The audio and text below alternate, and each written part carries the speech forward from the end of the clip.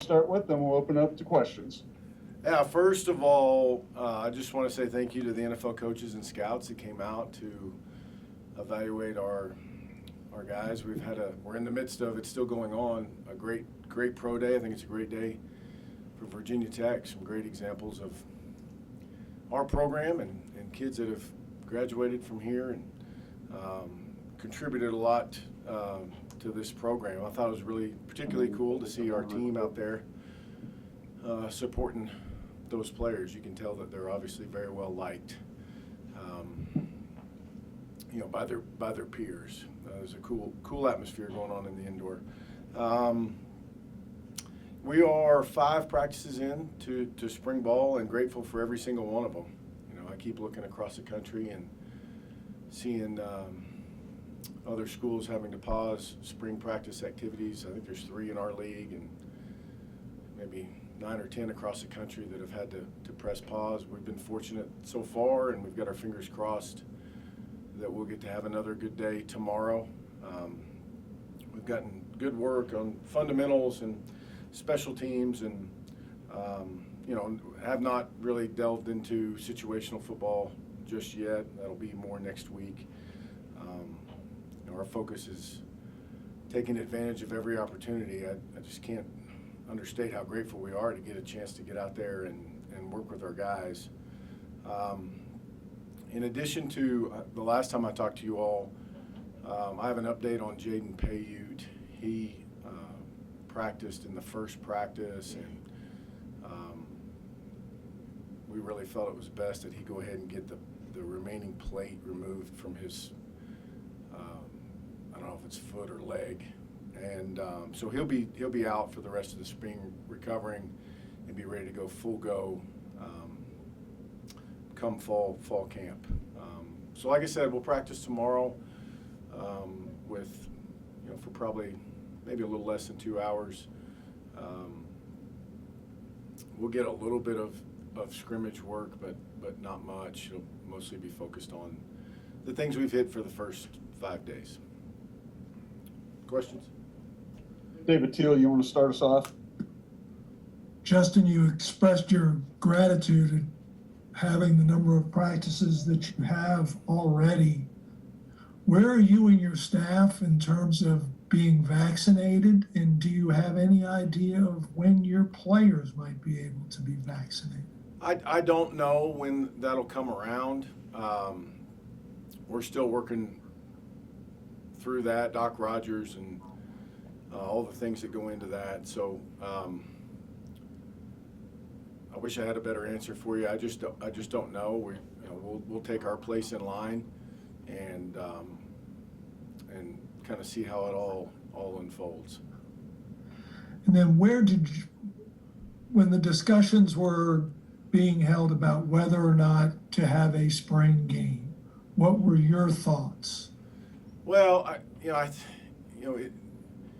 it's a pretty complex situation. I think one thing that maybe has been lost and should be commended through this entire process has been the teamwork that's been on display through a litany of levels, from the town of Blacksburg, the Virginia Tech athletics, and that goes all the way through the medical system, through campus police, Blacksburg police.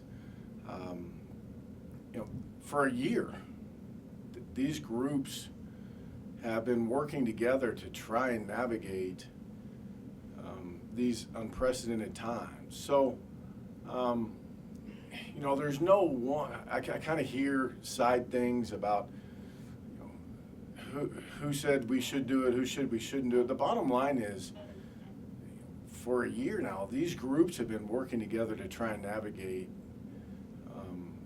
this pandemic, and they've done an exceptional job. We've got 30,000 college students here, and you can imagine the litany of discussions at different levels that happen. And I think what should be applauded is the teamwork that's going on here from different agencies and groups to try and navigate this community as a whole through this whole thing. And basically, by and large, we all feel like we're kind of, I don't want to overstep my bounds here, but we feel like we're close to breaking through onto the other side of this year-long battle.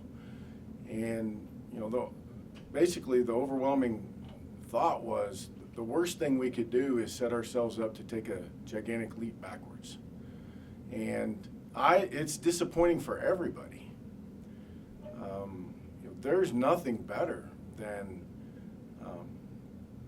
a beautiful spring day in Blacksburg with fans in the stands and all of the pomp and circumstance that goes on with that. But it just, through various levels, it became just not prudent to push through at this point in time. There's just a tremendous amount of uncertainty on whether we'll practice on a day-to-day basis. And like I said, I think everybody feels like we're close here. And setting ourselves up to take a gigantic step backwards as a community, I think was kind of the prevailing thought. I hope I'm not speaking out of turn. My observations from what I've seen of people working together should be the story, should be all of us with our own interests working together to try and navigate this thing. I think that the leaders have done a fantastic job and should be commended. Mike Nizilik? Yeah, just an extension of that. In terms of the spring game, some fans have wondered why not televise a scrimmage or televise a game, not have the stadium open. In terms of the visibility of the program, I think 9 teams in the ACC are televising a game or scrimmage. Is that a consideration at all? I mean, did you just not feel like you wanted to do that? I mean, do you kind of hear what the fans' concern is about that they want to see this team and get to know them a little bit like that? Sure, and I understand all of that, and absolutely it's a consideration. Those things are all decided in January, and again, I don't know that we quite understand the big picture logistics of all of the responsibilities and rights that go into all that stuff, and really the value to everybody else. And so I understand that it's disappointing. If we can just find a way to get through this and get to some sense of, I hate we use the word normalcy all the time, but some sense of normalcy, I think we'll all be better off. And then you mentioned you're kind of grateful for every practice you do have. Anything stand out in terms of players or positions through the first 5 so far? Not just the ability to practice, but some sort of things that you've noticed so far? Well, I think that the tempo and the enthusiasm with which we've attacked the first 5 days have been incredible, and that's a testament to our players and our assistant coaches. We had no spring last year, and fall camp was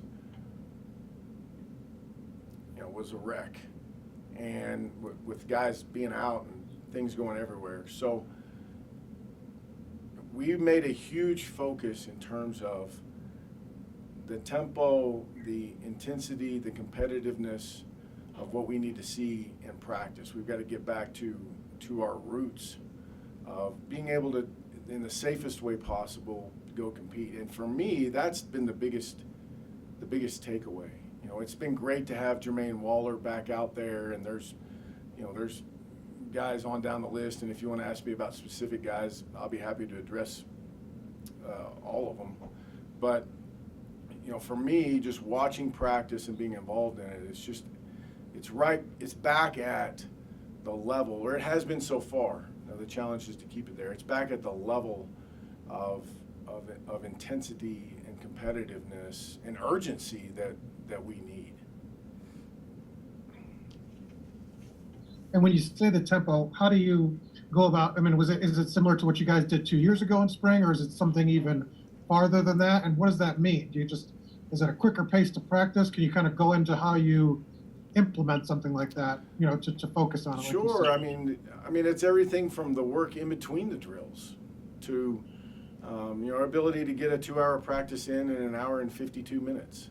I mean, for us to go get the work, get the teaching, the urgency of movement, the attention to detail. When guys aren't in the drill, they are dialed into what's going on, taking mental repetitions, really driving in our focus on really the fundamentals of what makes up a good practice is what we've seen so far. Certainly we've got to teach, cover two and the inside and outside zone and those sorts of things, but our ability to get on and off the field, to get things started, the intensity with which we're practicing without it turning into a non-football event has been good. The way we've worked together but also competed and tried to take care of each other is much more on par with what we need, through these hopefully 15 opportunities. Hank? Hey, Justin. How much, if at all, has COVID been a factor for you guys this time around? Well, it's still right there. I mean, we're still dealing with it on a daily basis. I mean, I think we were probably all, starting with me, probably all guilty when we came back from Christmas break of feeling like we'd, in some level, we'd moved past that. And, there's signs,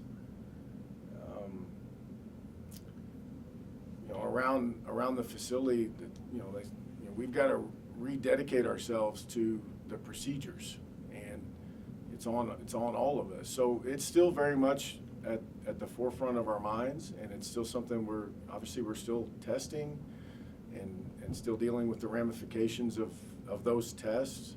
We've been in really good shape, but that can change very, very quickly, as we all know. And when you have a pro day in the middle of camp, does that give the guys that are still there kind of a bump in motivation just to see what their future could look like in a couple of years?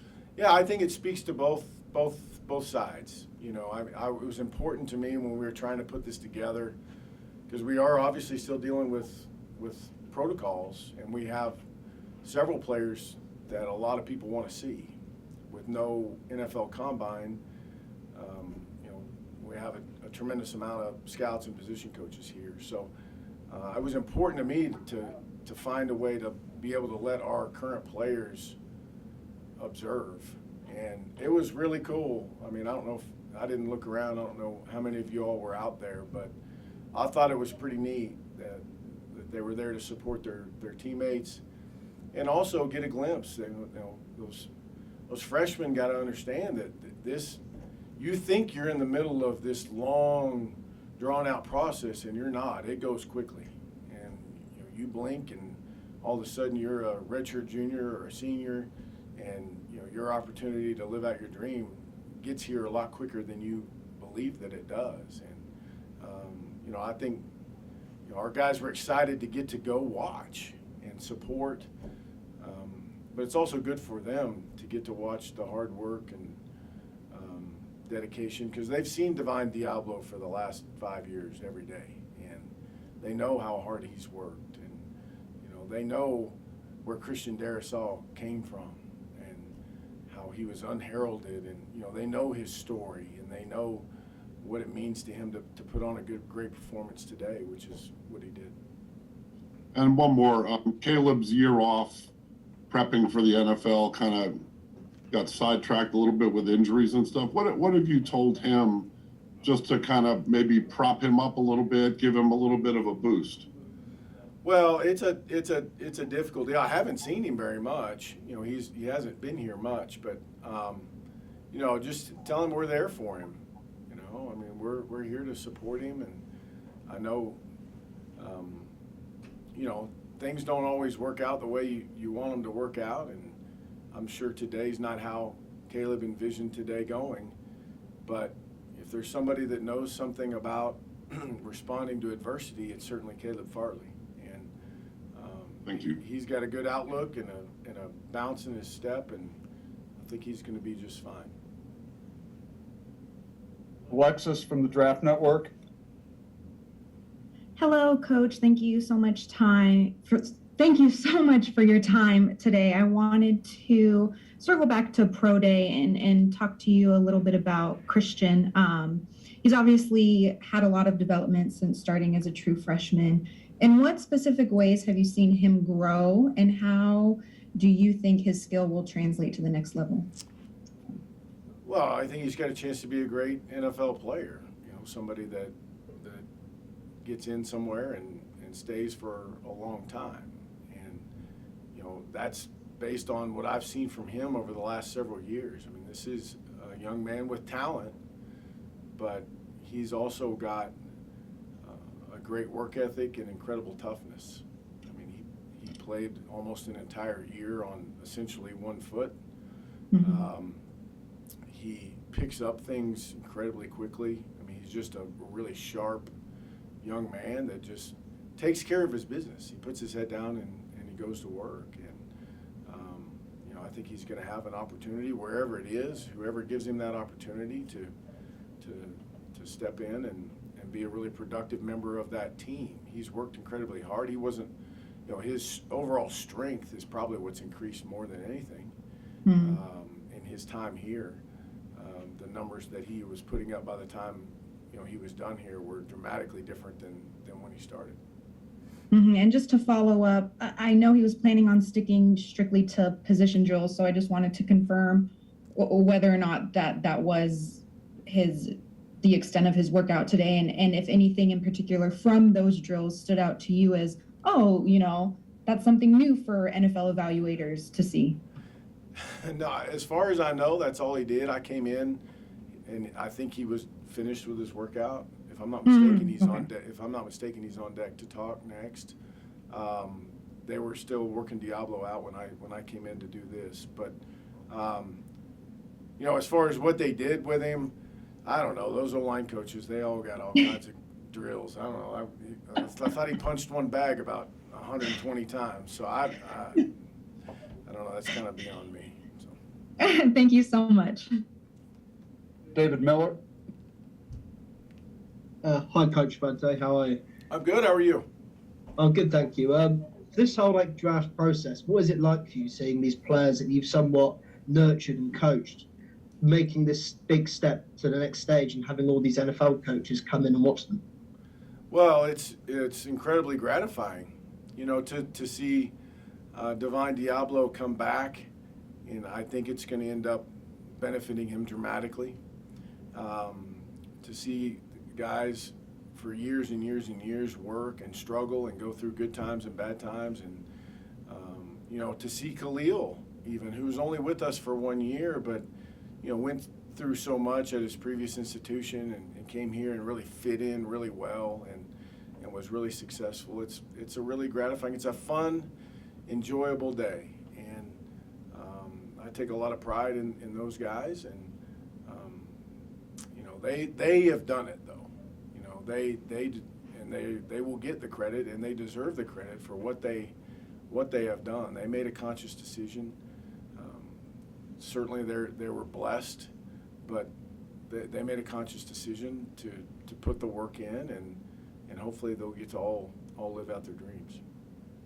And just a quick follow-up to that, obviously there are 4 players speaking to the press today. Are there any other players that perhaps we should be keeping our eye out for next season are coming from Virginia Tech into the NFL? I think we'll have a very deep class next year. It's a little bit awkward because of the extra year of eligibility in terms of how to, and this is a side story we won't get into, but how to manage the roster and who will be here and who won't, because they can all come back except for the super seniors. But I anticipate that we'll have a large number of guys in the next year. This is really the first year, in my opinion, this is just opinion, that I've been here that we've lost the entries that we should lose and retain the ones that should, all the ones that should come back. And that's just, I think, our guys kind of realized that, and I think I'm hopeful that a large number of them will reap those benefits, 365 days from now. Awesome. Thanks, Coach. Scott Petrak. Hey, Coach, when you look at Caleb's transition to corner, where do you think he is on that scale as far as how far he's already come, maybe how far he still can improve? Yeah, I think that's the thing that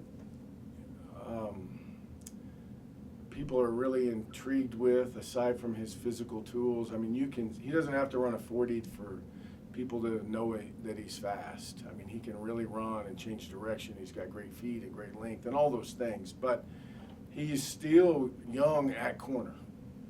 He played quarterback in high school. He did not play his first year because he was hurt, and then he basically had 2 seasons to play at corner, and you just watched him in really a year's time just skyrocket in terms of production. And I think he's still got another level of that. I guess I should say everybody, there's a leap from college to pro, and everybody, has a leap to make, an improvement to make. I think he's even got more room to grow. His ceiling is so high. He's just, because he still does have some things that, even for the college game, that he can improve on just with some experience and some more reps. That I think that's what's, that along with his physical tools, what just fascinates people. Thank you. Andy, did you have a follow-up? Yeah, Justin, about Caleb, he's in such a strange situation where it feels like it's been so long since he's played football. And what we've heard about him lately was the opt-out in the summer and the back surgery recently. It feels like you might be in a unique position where you've seen him a lot more recently than a lot of these scouts and NFL people have. I'm curious, what do they ask you about him? Is there a lot of concern about his back or the opt-out? Or it sounds like from your previous answer that's an easy answer to respond to, but I'm curious what kind of feedback or questions you're getting. Yeah, I mean, the most of the questions I get about players, and I get quite a few, are centered around, and it's not unique to Caleb. I mean, Caleb, they know I'm not in a position to answer questions about Caleb's back, So, most of them center around, do these guys love football? Are they going to do extra work? Are they going to have issues off the field, or have they had issues off the field? It's much more of a character. Football intelligence is a common question that they ask. So, those are, and that's for really everybody. I wouldn't say, Andy, that Caleb's line of questioning has been much different than any other guy I've ever had. And I think, mostly because they know I'm not in a position to answer, the question that other people have to answer, which is, about his back. Is there any extra intrigue in him because he didn't play last year? That that's a big question mark that some people might have, but you've obviously seen him up close, most recently more than anybody. Yeah, I don't know that. I don't feel like that's, and this is me kind of stepping out. I'm guessing here a little bit, Andy, that I haven't gotten that sense that there's any hesitation because of that. I haven't gotten that sense, no. Thank you. All right, anyone else for Coach Fuente? All right, thank you, Coach. We're going to jump back over to the player Zoom link. We've got